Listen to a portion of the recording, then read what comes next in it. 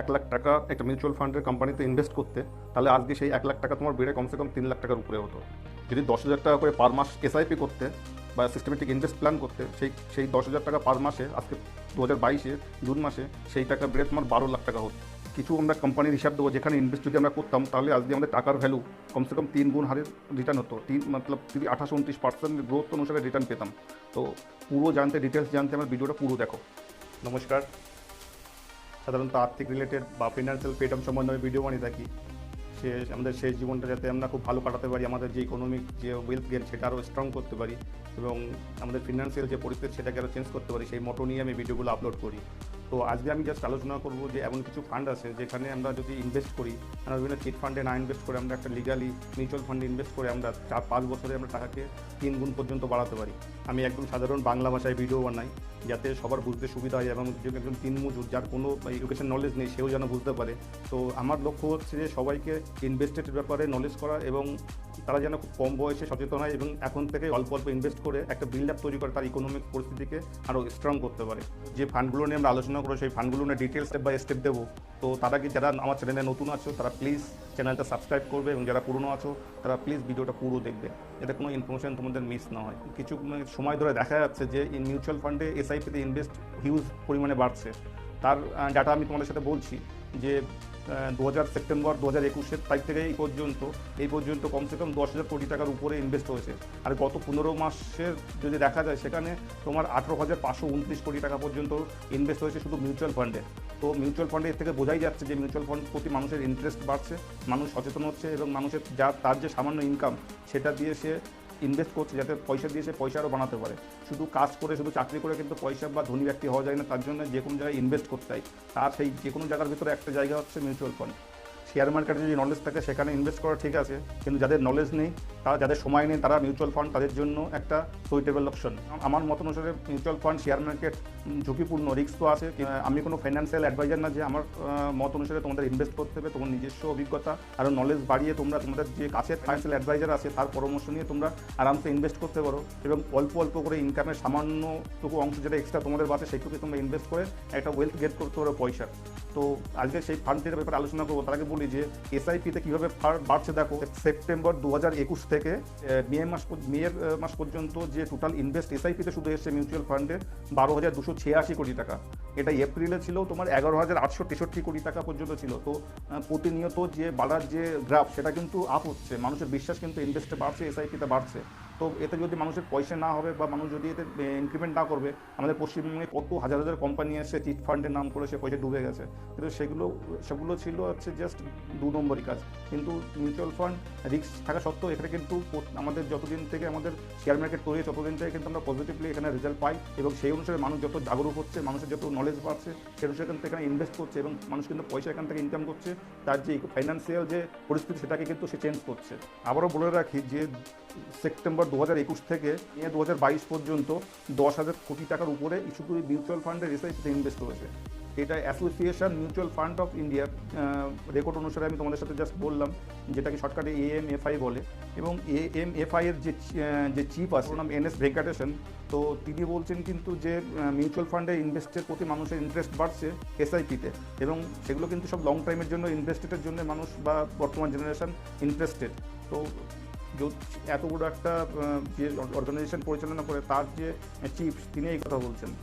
মতিলাল ওসওয়াল, তার যে AMC যে অ্যাসেট ম্যানেজার আছে, তার মত অনুসারে তার যে মত অনুযায়ী তিনি বলছেন যে বাজারে, ইন্টারন্যাশনাল বাজারে যে পরিমাণে মানে উঁচু নিচু চলছে, বা যেখানে ক্রাইসিস চলছে, যেমন ইউক্রেনের যুদ্ধ, কাঁচা তেলের দাম বেশি, তারপরে যে একটা অস্থিরতা, কোভিড গেল, তো এই পরিস্থিতি অনুসারেও যে মানুষ এত ভোটিলিটির থাকা সত্ত্বেও বর্তমান বাজারে কিন্তু ইনভেস্টরদের যে পরিমাণ যে জমা হচ্ছে সেটা কিন্তু বর্তমানে বাড়ছে, কমছে না, কিন্তু তার গ্রাফটা কিন্তু অটোমেটিক উপরের দিকে যাচ্ছে, এবং এই ধারা কন্টিনিউ চলছে, ইনফ্লো কিন্তু অটোমেটিক চলছে। আমি যেটা তোমাদের বলতে চাই, এত কিছুর পরেও যদি তোমরা মনে করো যে এখানে ইনভেস্ট করা সেফ নাই বা এখানে ইনভেস্ট করা যাবে না, তোমার যে টাকা সেটা কিন্তু তোমার বাড়বে না। তুমি ব্যাংকে টাকা রাখলেও 3-4% তোমার ইন্টারেস্ট দেবে, আর তোমার FD করলে সেখানে 5-7%। কিন্তু এমন কিছু ফান্ড আছে যেখানে ইনভেস্ট করে আমরা 28 থেকে 30% পর্যন্ত রিটার্ন দেখেছে গত 5 বছরে, এবং 5 বছরে টাকা মানে 3 গুণ পর্যন্ত রিটার্ন হচ্ছে। সেই ফান্ডগুলোর নাম আমি বলছি, যে সেগুলো দেখো, এই ফান্ডগুলো আমি তোমাদের বলছি যে এই ফান্ড 3টে আছে যেগুলো গত 5 বছরে হিউজ পরিমাণে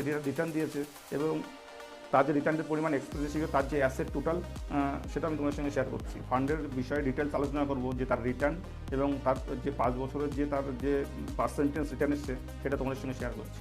নাম্বার 1 হচ্ছে যে আইসিআইসিআই প্রুডেন্সিয়াল টেকনোলজি ফান্ড। এই ফান্ডে লামসাম বা এসআইপি, এখানে কিন্তু 28% প্লাস রিটার্ন এসছে। এখানে গত 5 বছরে প্রতি বছরে 28% করে রিটার্ন পাওয়া গেছে। এবার এখানে যদি কেউ 5 বছর আগে 1 লাখ টাকা ইনভেস্ট করতো, তাহলে সেই টাকার পরিমাণ দাঁড়াতো তোমার 3,52,000 টাকা। এবং যদি কেউ এসআইপি করতো, সেই এসআইপির পরিমাণ দাঁড়াতো কিন্তু 10,000 টাকা করে পার মান্থ। যদি এসআইপি করতো, সেই এসআইপির পরিমাণ টোটাল টাকা দাঁড়াতো তার 12,51,000 টাকা।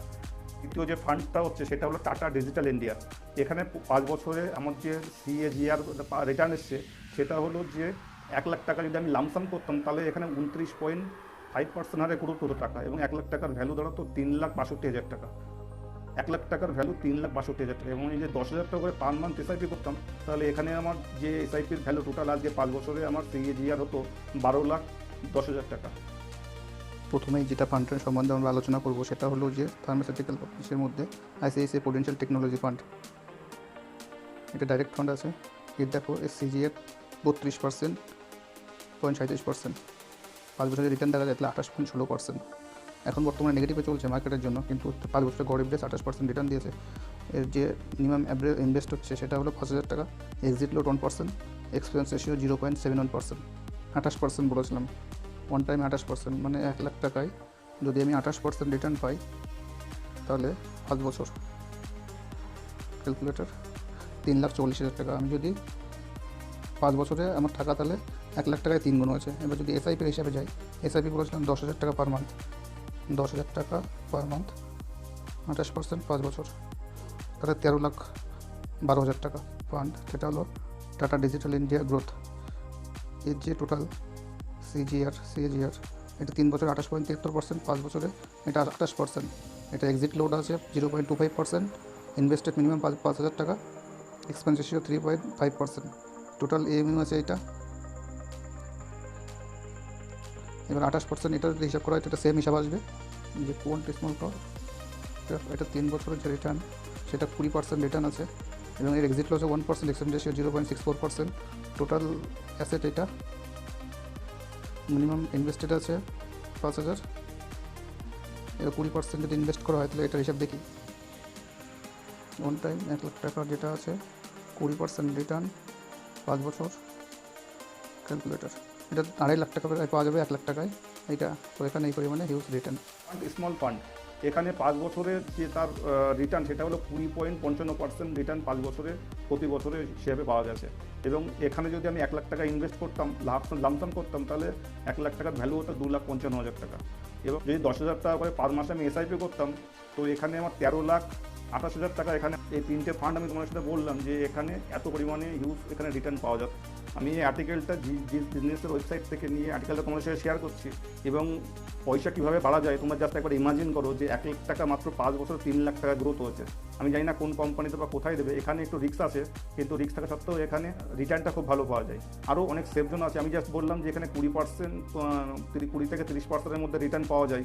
তো তোমার নিজস্ব নলেজ দিয়ে তোমরা বিচার করে দেখো যে এখানে টাকা এইভাবে এখানে এতভাবে গ্রোথ হয়। তো টাকাকে যদি বাড়াতে হয়, তাহলে কোথাও না কোথাও ইনভেস্ট করতে হবে, আমি আগেই বলেছি।